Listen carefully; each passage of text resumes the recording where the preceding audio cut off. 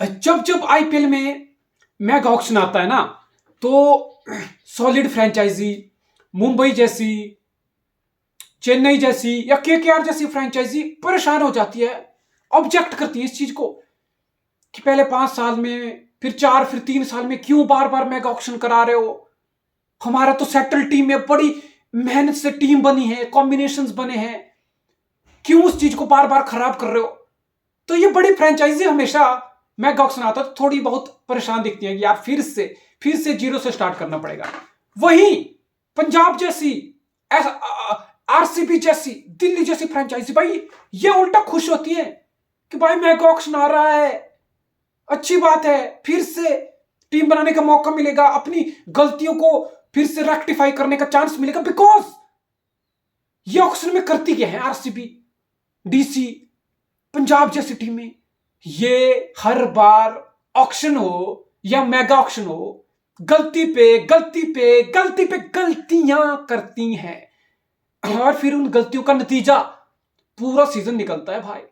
वो points table पे तुम्हें दिखता है कि भाई ये क्या खरीद लिया, ये क्यों खरीद लिया, ये इतना महंगा क्यों खरीद लिया, या ये इतना अच्छा प्लेयर था इसको क्यों जाने दिया। ये सब चलता रहता है, ये साइकिल है, ये एक विशियस साइकिल है जो आरसीबी, पंजाब जैसी फ्रेंचाइज के साथ हर सीजन या हर मेगा ऑक्शन होती हैं, देखने को मिलती हैं। आरसीबी के साथ क्या है, अब हर फ्रेंचाइजी को, एक अच्छी फ्रेंचाइजी को तुम देखोगे ना, मेगा ऑक्शन में उनकी 5 या 6 अच्छी कोर रिटेंशन होती हैं। उनका एक कोर फिक्स होता है, एक क्लैरिटी होती है कि भाई ये हमारे कोर है, मुंबई हो, सीएसके हो, केकेआर हो, हैदराबाद हो, ये हमारे कोर है, ये रहेंगे, इनके इर्द गिर्द टीम बनाई जाएगी। लेकिन आरसीबी ने इस बार ऑक्शन में क्या किया, सिर्फ 3 दिस सम्स अप कि आरसीबी कितनी घटिया तरीके से मैनेज करने की जाने वाली फ्रेंचाइज है। सिर्फ 3 प्लेयर को आरसीबी ने रिटेन किया। तुम इससे समझ सकते थे कि आरसीबी ने पिछले ऑक्शन में कितना खराब किया होगा कि उनको वर्थ इट नहीं लगा, उनको कुछ भी वर्थ इट नहीं लगा कि भाई 20-25 प्लेयर का स्क्वाड होता, सिर्फ 3 प्लेयर वर्थ इट लगे उनको। 3 में भी सिर्फ एक बड़ा नाम विराट कोहली, रेस्ट रजत पाटीदार। ठीक है, कोई रजत पाटीदार, कोई नेक्स्ट श्रेयस अय्यर, केएल राहुल, शुभमन गिल, ऋतुराज गायकवाड़ तो है नहीं, सीधी सी बात, नो बकवास। और यश दयाल भी कोई नेक्स्ट बुमराह तो है नहीं, कोई नेक्स्ट शमी, वो सब तो है नहीं। तो तुम समझ सकते हो कि मतलब इस फ्रेंचाइजी के दिमाग में क्या चीजें चलती हैं। सिर्फ 3 प्लेयर रिटेन किए और फिर जाने किसको दिया, पहले जाने की बात करता हूं, मैक्सवेल को जाने। चलो छोड़, तुम्हें ठीक है लग रहा होगा कि नहीं यार मैक्सवेल अब बूढ़ा हो रहा है, मैक्सवेल का प्राइम निकल गया, अब मैक्सवेल हमें क्या ही करके दे देगा। वैसे बहुत कुछ करके तुम्हारे लिए दे रहा था, 400-450 रन का कंसिस्टेंसी से सीजन लगा रहा था, तुम्हें वो चीज रास नहीं आई भाई है। फिर Will Jacks and we all were like कि भाई रजत पाटीदार तक को रिटेन कर दिया, यश दयाल तक को रिटेन कर दिया, और विल जैक्स को रिटेन नहीं कर पाए तुम। रिटेन करना छोड़ो, जब इसी मेगा ऑक्शन में मुंबई इंडियंस 5 करोड़ में, ध्यान से सुनना, 5 करोड़ में मुंबई इंडियन विल जैक्स को उठा के लेके गई। आरसीबी का पैडल नहीं उठा, आरसीबी के ओनर का, आरसीबी की मैनेजमेंट का पैडल नहीं उठा, 5 करोड़ भी वर्थ उनको विल जैक्स की नहीं लगी। व्हाट डज दिस मीन, कि there is a reason this stupid franchise hasn't won IPL 17 season से। देयर इज अ रीजन कि आरसीबी के टाइटल के सामने 0 लिखा होता है और मुंबई जैसे फ्रेंचाइजी के टाइटल के सामने 5 लिखा होता है, 5 there is a big reason. अब तुम देख रहे हो विल जैक्स के मैच विनिंग नॉक्स, अब तुम देख रहे हो विल जैक्स किस तरीके से 500-600 रन का सीजन लगाता है भाई। और फिर लिया कौन, एक तो चलो ठीक है भाई, तुम्हें कुछ स्टेबिलिटी चाहिए होगी, तुमने कुछ नया प्लेयर सोचा होगा, विल जैक्स और मैक्सवेल के अलावा तुमने कुछ नेक्स्ट वर्ल्ड टैलेंट खोज रहे होंगे। लिविंगस्टन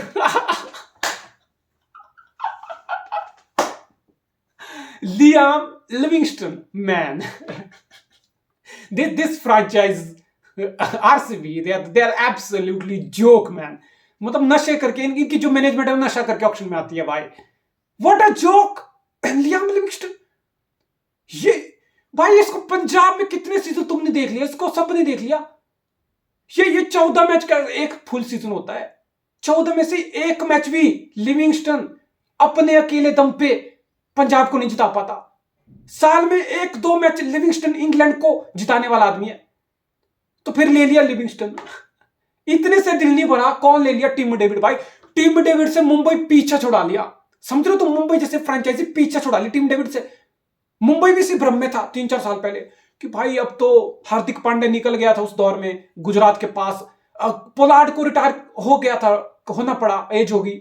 देवर लाइक कि अब सक्सेसर चाहिए ना, अब finishing touch Hardik Pandya, Kieron Pollard, probably the veteran finisher for them for so many seasons. We need quality up front to replace these two veterans. And they thought, oh my God, wow, what a guy from Australia performing big in Pakistan Super League, in Big Bash League, such a pinch hitter, such a crazy bat swing, could be next massive finisher in the world cricket. Tim David. क्या हुआ? What happened? You know what happened? Tim David अपने दम पे पिछले 2-3 season में मुंबई को 2 match नहीं जिता पाया। तो ये आरसीबी की सोच दर्शाता है भाई। फिर तुम रोना मत करना बाद में कि आरसीबी कुछ नहीं जीती, नेक्स्ट सीजन कप नाम दे, ये सब बुलशिट मत करना तुम, बिकॉज तुम्हारे डिसीजन ना बहुत खराब होते हैं।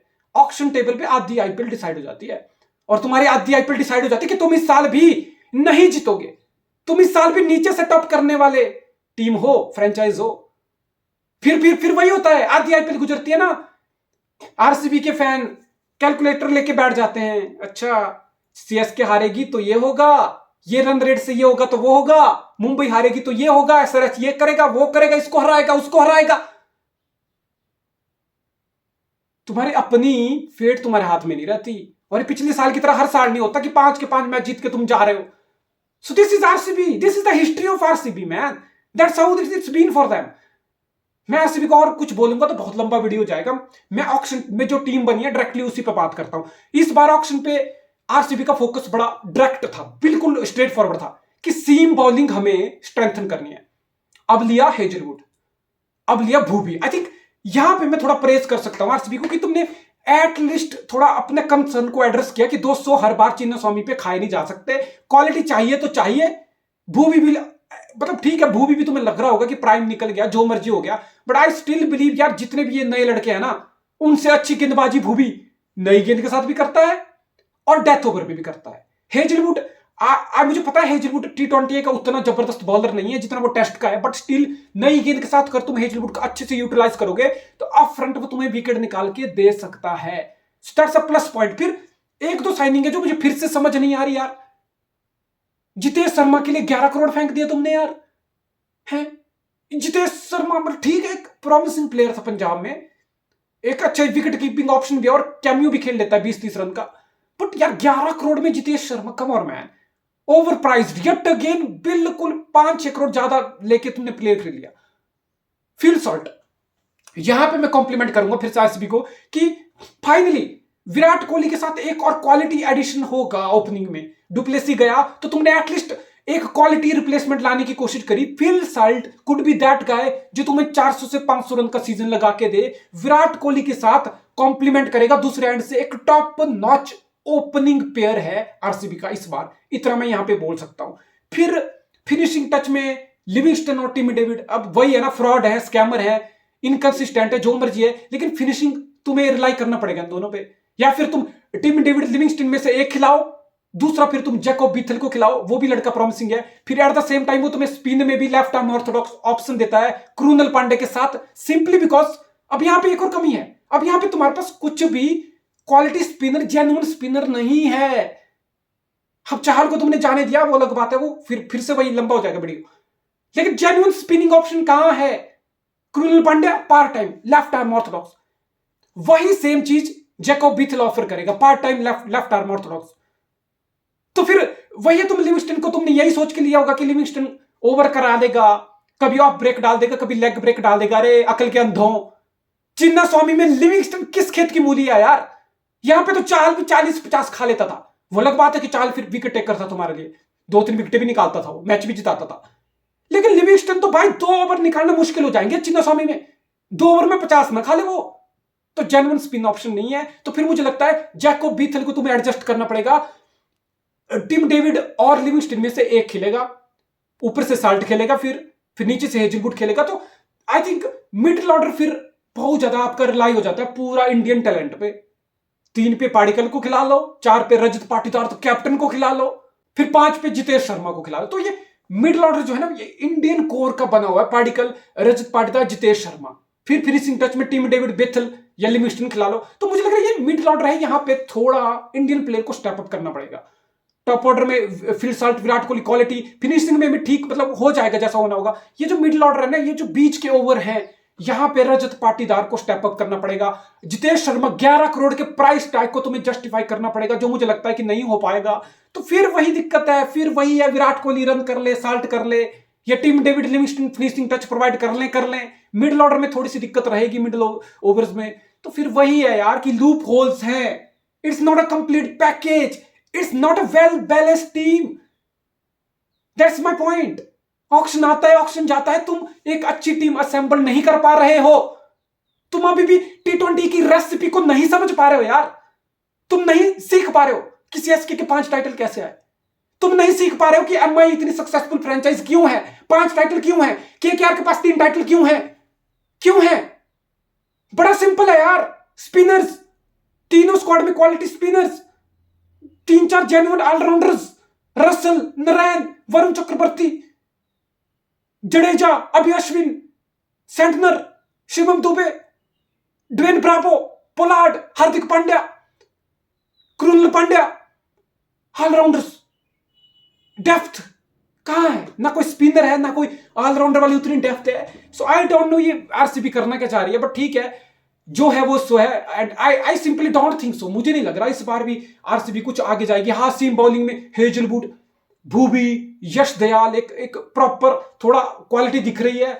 स्पिन में फिर जेन्युइन स्पिनर की तुम लैक कर रहे हो। कृणाल पांड्या, बेथल कितना कर स्पिन में करके दे देंगे, देखने वाली बात होगी। मिडिल ऑर्डर में इंडियन प्लेयर काफी ज्यादा है, तीनों के तीनों को स्टेप अप करना पड़ेगा। आई स्टिल बिलीव यार, मुझे लगता, अगर तुम मुझसे पूछ रहे हो कि क्या मैं आरसीबी को इस साल फेवरेट की तरह देख रहा हूं, नहीं, मैं आरसीबी को कभी भी फेवरेट की तरह नहीं देखता था। जब इनके पास गेल होता था, है ना, galacticos kind of players, AB de Villiers, Virat Kohli, Chris Gayle, Brendon McCullum, Quinton de Kock, Shane Watson, Mitchell Starc, एक टाइम पे युवराज, क्या कुछ नहीं था इस टीम के पास। मैं कभी भी आरसीबी को फेवरेट की तरह नहीं देखा, because they have never been that solid on the papers. कभी भी इन्होंने प्रॉपर बैलेंस, कभी बैटिंग स्ट्रांग तो बॉलिंग वीक, कभी बॉलिंग पे फोकस तो बैटिंग वीक। इट्स लाइक कि तुम एक चीज करने जाते हो, दूसरी चीज छूट जाती है। that's the history, that's the DNA of RCB, and I don't think so कि RCB इस बार भी कोई बहुत उखाड़ देगी, कप नाम दे। ये सब फालतू की हाइप है, ये सब फैन बेस की इमोशन है जो मुझे समझ आती है, बट इमोशन से साइड में रख के बात करूं, I don't think so RCB gonna make it even to the playoffs। मुझे नहीं लग रहा इस बार RCB प्लेऑफ आएगी, एंड ऑब्वियसली प्लेऑफ नहीं आएगी तो जीतेगी कहां से। विनिंग स्क्वाड भाई, आरसीबी से बेहतर 5 स्क्वाड गिना दूंगा मैं तुम्हें। तो विनिंग स्क्वाड की बात तो मुझसे मत करना। विनिंग स्क्वाड का डब्ल्यू भी नहीं है स्क्वाड में। Let's see what happens.